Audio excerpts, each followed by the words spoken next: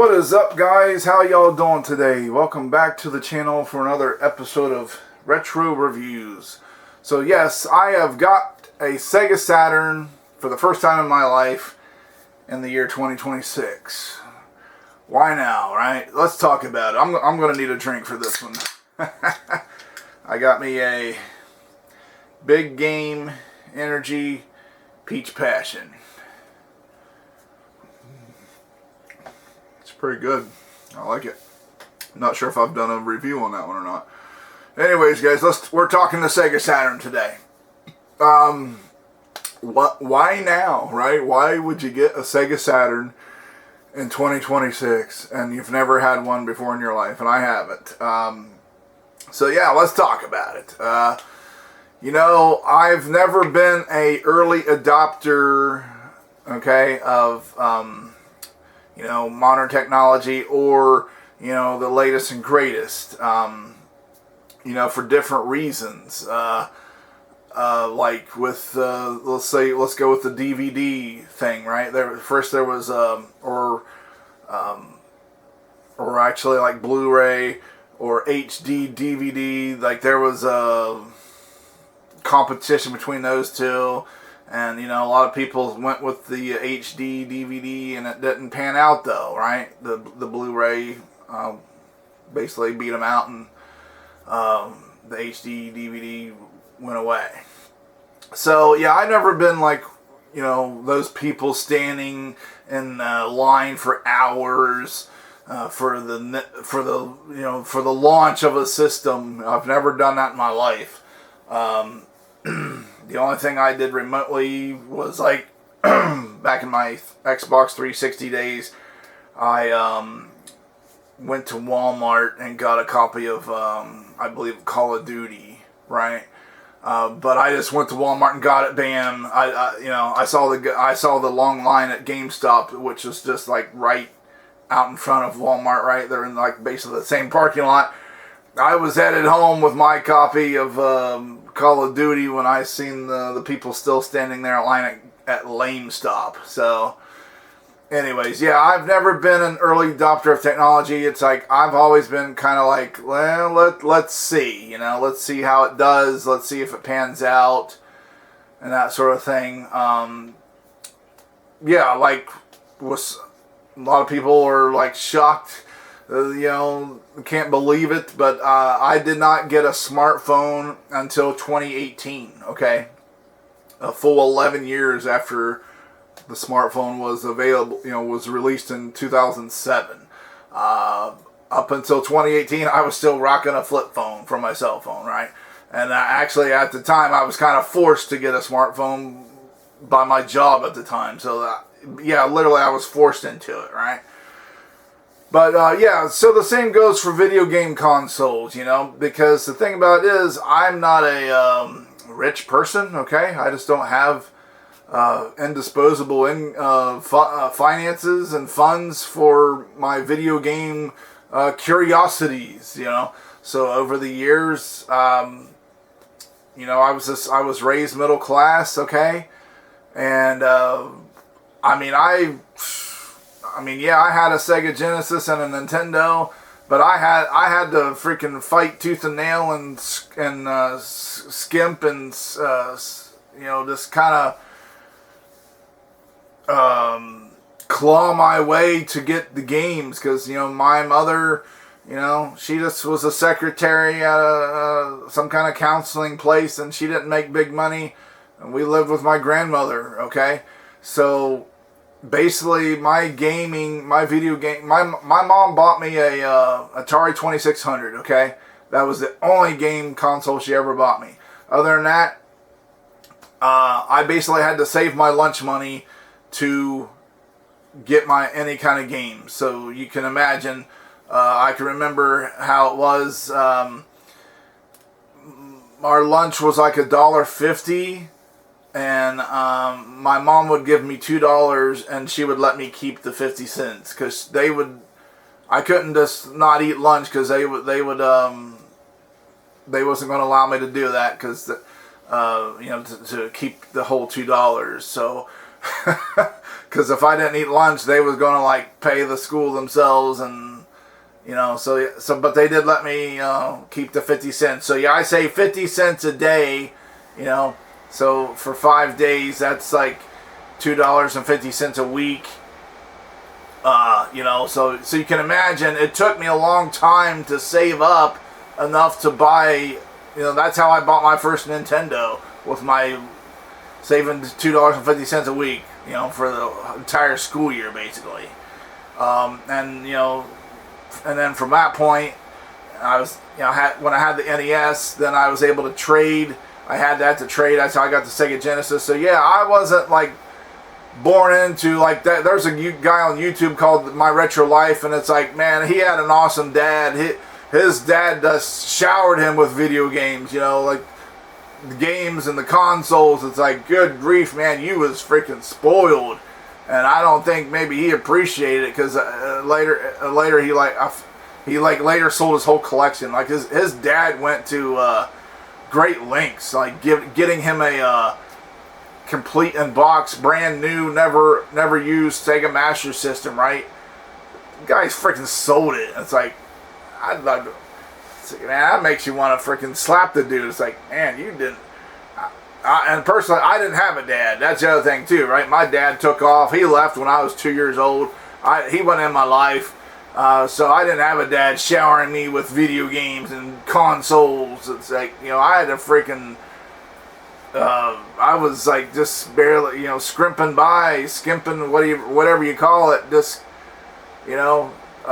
saving my little 50 cents a day so I could get the Nintendo. But anyways.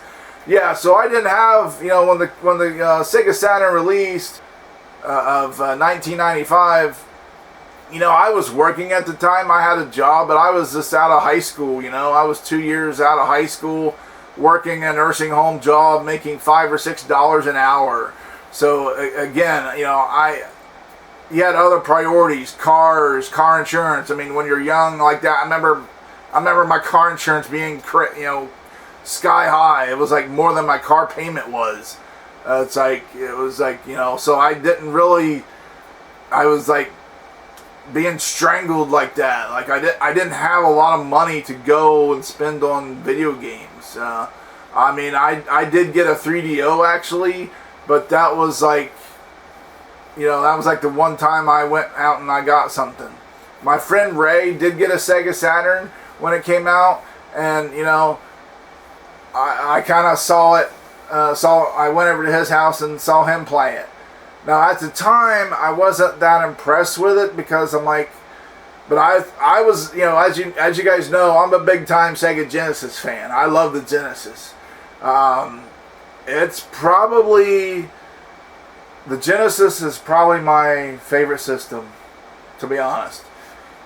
I just remember really wanting it, I was jealous of my friend Steve Jacks at the time. His dad got him a Genesis, and and the graphics were like, whoa, this is arcade graphics, and it's like, it blew the Nintendo away. So yeah, he got one for Christmas. I remember he had Altered Beast and Revenge of Shinobi, and it's like.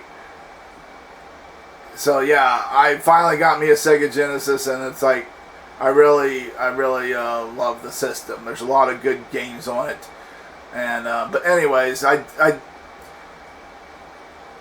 it's like I had my Genesis, I had my games, and then it's like, oh, Sega, here's another system. But then of course there was the Sega CD, and then the 32X, which I didn't get. I did get the Sega CD, but I didn't have it for very long originally. I do have it now. I actually just shipped it out though. It's getting repaired. So, yeah, shipped it to a guy in, I think, what is it, Vermont, I think it was. Anyways, but yeah, I did not get the Sega Saturn originally, and I like the graphics of like the Super Nintendo, the Sega Genesis, like this, what they call the sprite graphics. I wasn't like digging the polygon thing, so I skipped the Sega Saturn. I skipped the PlayStation 1. Okay, the next system I got after the Sega Genesis and Super Nintendo was, well, I did have an N64 briefly, but I basically I didn't have it very long either. And, you know, it's like yeah, I did have an N64, but then I went from that to the PlayStation 2. I never had a PlayStation 1. I never had a Sega Saturn originally. But anyways, fast forward to present day. You know, I watch a lot of YouTube, okay? And I watch this guy. His channel is called Sega Lord X. And also that other guy in My Retro Life. You know, the spoiled. He's the spoiled. Oh man, talk about spoiled. His dad just handed it to him. Anyways, Sega Lord X. The Sega Saturn is his favorite system. You know, he also likes all Sega. You know, he likes all Sega, but the Saturn is his favorite. The Genesis is his number 2, right? So, but yeah, I watch a lot of his videos. His videos are he's very thorough. He's very, you know, he knows what he's talking about. You know, he's got the facts. You know, he's got the lowdown. But he's not just a Sega fanboy. He's also realistic. You know, he will talk about his disdain and displeasure of how Sega was going about things there in the mid-90s. You know, like dealing with the Sega Saturn and the Sega CD and the Dreamcast. Okay, he's not unrealistic. You know, he realizes the shortcomings of Sega and how they went. You know, he just many times he'll say, I just wish they would have went about it a different way, because really it was the decisions they made led to their downfall, right? But anyways, he'll do a lot of top 10 videos, or top, you know, his favorites, you know, the best games on the Saturn, you know, the best sports games, you know, his very favorites, regardless of the type of game they are. But he does a lot of videos, and he's been doing it for a long time. I've been watching him for a few years, but he's very thorough. He's very, you know, facts-based. He knows a lot of the specs, you know, and the strengths and the limitations of the Saturn, or of all the systems. So I've really taken a liking to his videos, and just watching his videos, because he does make the point of you know, although, you know, the Saturn was commercially considered a failure, and a lot of people look down on it in the video game community, but it did have some good games. That's the bottom line. You know, so I didn't just buy the Saturn on a whim. I've done a lot of YouTube watching, a lot of research, and there is a lot to it. You know, because my finances, you know, I'm still not wealthy, right? Fast forward to present day, I'm still not wealthy. So when I make a purchase, I want to, you know, I want to go in feeling good about it, not like where it's a gamble. I want to know what I'm getting into, okay? So yeah, after watching all those videos, doing my research, and just having a curiosity about it, I never owned one originally, so it's like, you know what? You only live once, and I want to experience it. I want to experience the Sega Saturn. So yeah, the good thing about in today's world is, you know, you can find games on eBay. Sometimes you can find it for cheap, but there's also repro games that you can play, because some of the games for the Saturn are just, you know, insane money, like $1,000 for one CD. You know, usually it's going to be like complete in box, where it's come with the case and the manual, but still, I'm not spending $1,000 on a game, on one game. Okay, that's just insanity to me. But the good thing about it is there are companies out there that do these repro games, and you can basically you can play that game for a reasonable amount of money. You know, $30 to $50, something like that. You know, so that's doable. You know. So yeah, I just wanted to explore, you know, the Sega Saturn and see what it was all about. Now, I will say this, as you can see right there, those are the 3 games I have for the Saturn so far: NHL 97, Daytona USA, and Madden 97 in the center there. And so, and you know, a lot of people will like maybe like say, huh? You know, when I say that Madden 97 was the game that led me to buying a Sega Saturn. Because, you know, the Madden games on the Genesis, you know, they're okay, but I actually kind of like the Joe Montana games better as far as on the Genesis goes. Now, if you guys have been around for a while, you know I'm a big Tecmo Super Bowl fan. That's my favorite football game ever. I have it on, you know, all three systems: Genesis, Super Nintendo, original Nintendo. But you know, I have the Madden games, Joe Montana games on the Genesis. But yeah. But as far as the Madden games, I was just curious, like, I was just kind of wanting that next step, you know. So there was no Madden game on the Sega CD. Okay, there was like a Joe Montana, and there was a couple others. The Sega CD didn't have a good football game really.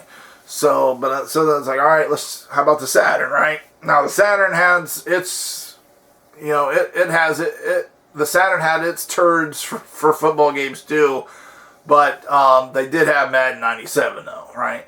So looking at it, because there's been a comparison between like Madden 97 on the PlayStation 1 and the Saturn. You know, I've seen side by side comparisons. So it's like, so people would say, well, just get a PlayStation 1 then, if you want to play Madden 97. It's like, yeah, but I've had a PlayStation 1 before.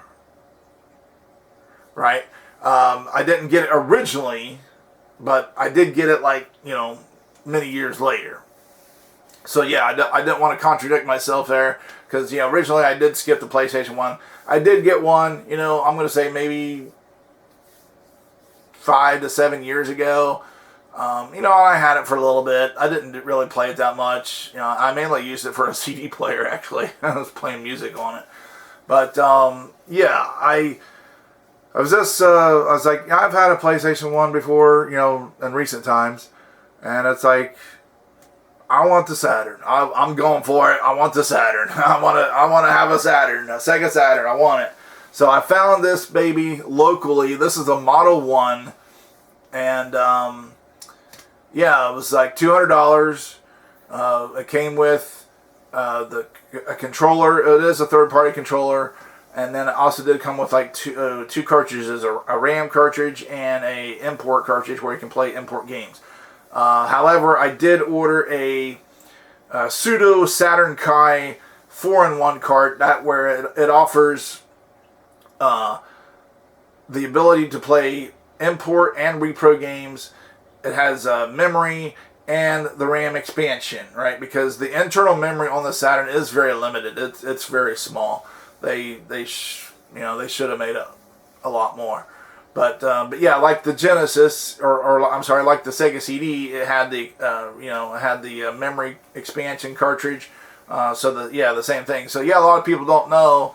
I don't know if you can see that here, but yeah, that's here. I'll actually put it down in there. Put one of the cartridges so you can see. There is a cartridge slot. So that's the RAM expansion, 1 megabyte or 4 megabytes. But yeah. And that just, because yeah, people's like, why is there a cartridge slot right there in the back of the Saturn? So yeah, that's what it's for. It's like, it's a CD-based system, but there's your RAM expansion and also for like a memory card also. So yeah, there you go, guys.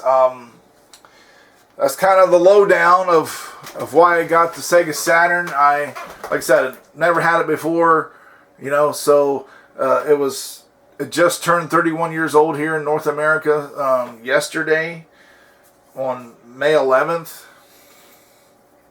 And so yeah, May 11th, 1995, Sega did a surprise release of the Sega Saturn, because originally it was supposed to have been released in September, but I was from my research, Japan insisted like release it now. They was trying to get a jump, get a leg up on the PlayStation 1, right?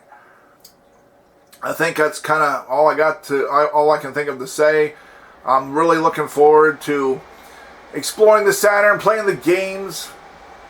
I got Madden 97 on the channel tonight. And that is if I can get this video uploaded by then. So who knows? Maybe it'll not be uploaded until tomorrow. But yeah, I just want to do a video of why I got a Sega Saturn now, right? But yeah, like I said, I haven't been an early adopter of technology or, you know, video game consoles for the different reasons. The reasons I already said. So yeah, anything that I do, any purchase like this, it's got to be, you know, it's just not on a whim, right? Because I don't got that kind of money like, oh, this window shopping, oh, okay, I'll throw down $200 and see what this is all about, you know? It's like, no, I'm going to do my research first, really look into it, look it over carefully before I pull that trigger and be like, all right, let's do it, you know? So, what about you guys? Have you ever had a Sega Saturn? Do you know anything about it? What's your experience with it? Are you a fan of it? Because there is a community. There are people that are fans of the system. I go on Reddit. You know, there's a Sega Saturn subreddit, so I go on there and people are sharing their love for the system and the games and all the ins and outs. And you know, there's a lot of people in there that are far more advanced technology. You know, like they're more tech savvy than I am, because they're talking about downloading stuff, modding their systems. It's like, no, I'm not doing all that. So I'm just gonna. My system is, as far as I can tell, it hasn't been touched. It's in its original state. It's not a modded system at all, and I'm not going to. I'm going to play it in its original state from the CDs, because they talking about how you can play the game from a basically like a cartridge like that, but it's like it tricks your system. It tricks the system into thinking it's playing from a CD, and it's like, no, dudes, no, I'm not doing that. My CD drive still works, so I'm playing the games as they originally are, right? I'm playing it from that CD, right? That's, like I said, I'm kind of I guess I'm a retro purist, maybe. So anyways, guys, this has been a good time talking with you guys about it. I would love to hear from you, your thoughts on the Sega Saturn and your experience with it, alright? And do you think I'm batshit crazy for for dropping $200 for a fully functioning, and I will say in good condition, very good condition. It came from a good home. It was very good taken care of. It's not rough. It's not beat up and rough at all. It's very, very nice, very well taken care of. But am I crazy for dropping $200 for a Sega Saturn in 2026? So, alright guys, that's going to do it for this time. Until next time, have a good one. I'll see you when I see you. But if this is your first time to the channel, tap subscribe, then the bell ding ding, so you're notified when I upload new videos. So until next time, guys, stay frosty, keep it retro, and come Lord Jesus. You